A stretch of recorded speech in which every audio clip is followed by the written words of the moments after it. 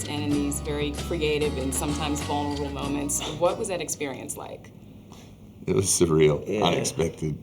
It was hard to, at the very beginning, it was tough to kind of find a way to be yourself, but knowing that, especially in the studio when we were trying to write and throw ideas in and be vulnerable, but the camera's there and that at any moment everyone could be like, yeah, that idea is no good, and then you look stupid. There's always that going on, and it took a couple of days for us to kind of then just kind of not care and forget that they were there. But I remember when, and because you're mic'd up the whole time, so you got to make sure you don't say anything bad, because it's going to be like, because you got 10 people listening to it.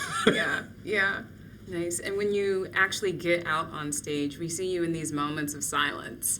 How important is it for you to have that moment, and what's going in your mind and in your soul at that point? Well, I think unfortunately those silent moments are few and far between, and I think we live in a world, in a society that is so noisy and it's screaming different messages and sounds, and so I think one of the most important things that we need to do is to actually be able to take moments to quiet that and actually just really respond to the message of who God is, and that's kind of what our hope is, and that's what what we are all about in doing. And so I think that we play fast, loud, all the what we do in the style of music, but it's kind of nice to actually also have the moments where it's almost like a breath of fresh air. And before we see you on stage, there's like these moments of jitters at times. What comes over you? It's like a juxtaposition. Before you guys hit the stage, there's a little, nervousness that happens. There's a lot of prayer that happens. But as soon as you're on stage, it's like none of that ever happened. What comes over you as soon as you get on stage? Well, I think for us, we understand there's a weight of responsibility, and we know that in and of our own selves, we know our humanity and we're not that special. We're pretty ordinary, but we understand God's given us a really incredible opportunity. And I think it's, we're human, so we feel that. But also the reason we pray every time before we get on the stage, and that's to remind ourselves really that, this is God's thing and He's allowing us to be a part of what He's doing. And I think it's like you calm yourself, pray, put everything in perspective, and then, step in with confidence with what God's, calling us to do. I also think doing it for a little while helps us be a little bit more confident on the stage. It hasn't always been like that.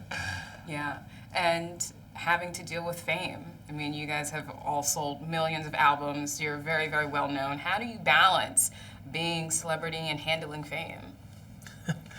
Well, I mean, it's interesting. I think in the film we talk about the fact that my neighbours would have no idea, like what I get to do. I mean, they know I'm a Christian. They know I work for a church, but they have no idea that we played in Chicago the other night in the United Center, and to me that's one of the most iconic places. But like they have no idea. So in Australia, we're blessed because no one really knows outside of the church really who we are, and that's really kind of therapeutic. I think coming home, cutting the grass, taking the kids to the park. It's the best thing, and there's kind of no real note of fame there, and I like it.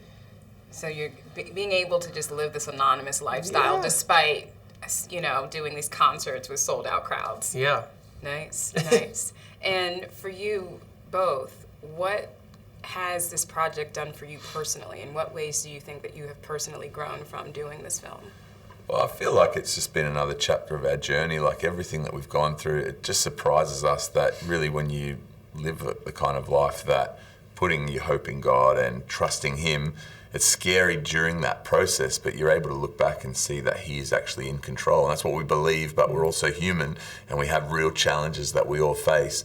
But I think if we can just trust Him and keep going, which is hopefully that's what this kind of movie is all about, and people can see that, that reality for us. We look back and God always comes through, He's faithful, and hindsight is the most beautiful thing to be able to go, oh yeah, what was I freaking out? It's all going to work out, and it is. But so I think that's for us now, and that just gives you more confidence to keep going because we're in a chapter right now that we've got to continue to just trust God but also enjoy the process and that journey. One thing that this film has kind of reminded me of is that He does what He does, and He uses whoever He wants. And you don't have to be the best or the most able or the most intelligent or the best educated. He just uses the most willing, the most available, and I think this film is a pretty good kind of example of that.